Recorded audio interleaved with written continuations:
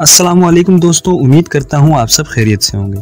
दोस्तों, हम अपनी ज़िंदगी में कागज़ के नोटों का रोज़ाना इस्तेमाल करते हैं, मगर दोस्तों क्या आपने कभी सोचा है कि ये नोट कैसे और किस तरह तैयार होते हैं। दोस्तों, आज की वीडियो में मैं आपको बताऊंगा कि बैंक का जो भी नोट है इसका पेपर किस तरह से बनता है और पेपर बनने के बाद इस पर प्रिंटिंग कैसे की जाती है और प्रिंटिंग के दौरान इसे किन किन मराहिल से गुजारना पड़ता है। दोस्तों, आज आप हमारी इस वीडियो से जानेंगे कि ये सब कुछ कैसे होता है, तो इसलिए वीडियो को एंड तक ज़रूर देखिएगा। दोस्तों, वीडियो में आगे बढ़ने से पहले मेरी एक गुजारिश है कि अगर आप हमारे चैनल पर न्यू हैं तो बराए मेहरबानी हमारे चैनल को सब्सक्राइब कर लें और साथ ही बेल आइकन रिंग को भी प्रेस कर लें। तो चलिए चलते हैं वीडियो की तरफ। Let's start.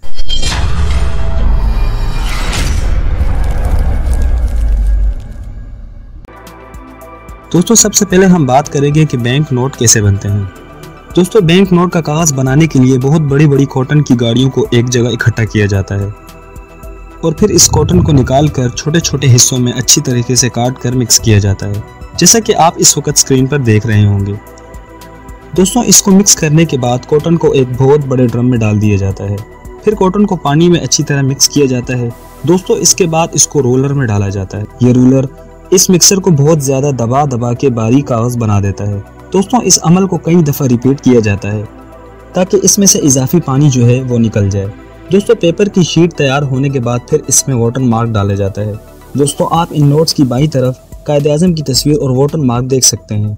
दोस्तों, ये वाटर मार्क इस मरहले में प्रिंटिंग से पहले ही इस पेपर में डाल दिया जाता है। जैसा कि आप देख रहे हैं कि पेपर में सबसे पहले वाटर मार्क ही डाला जा रहा है।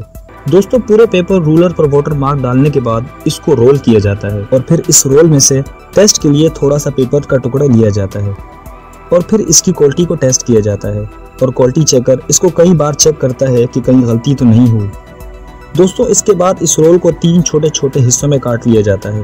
रोल को काटने के बाद बारी आती है धागों को डालने की। जैसा कि आप देख सकते हैं कि पेपर के साथ साथ धागों की स्ट्रिप भी रोल हो रही है। दोस्तों, शीट्स तैयार होने के बाद इन शीट्स पर प्रिंटिंग की जाती है, जैसा कि आप अपनी स्क्रीन पर देख रहे हैं।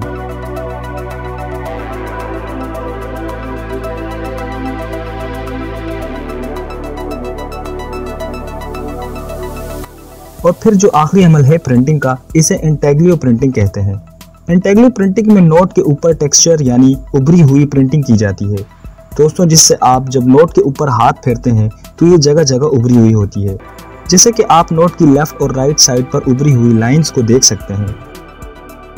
और 5000 के नोट के ऊपर 3 सर्कल्स, जबकि 1000 वाले नोट के ऊपर 2 सर्कल और 500 वाले नोट के ऊपर एक उभरा हुआ सर्कल नजर आता है। और 20, 50 और 100 रुपए वाले नोट के ऊपर सर्कल की जगह उभरी हुई लाइंस देखी जा सकती है। दोस्तों, जैसा कि 100 रुपए वाले नोट के ऊपर 3 लाइंस और 50 रुपए वाले नोट के ऊपर 2, जबकि 20 रुपए वाले नोट के ऊपर 1 लाइन नजर आती है। दोस्तों, इन सर्कल्स और लाइन की मदद से कोई नाबीना शख्स भी इन नोटों की मालियत पहचान सकता है।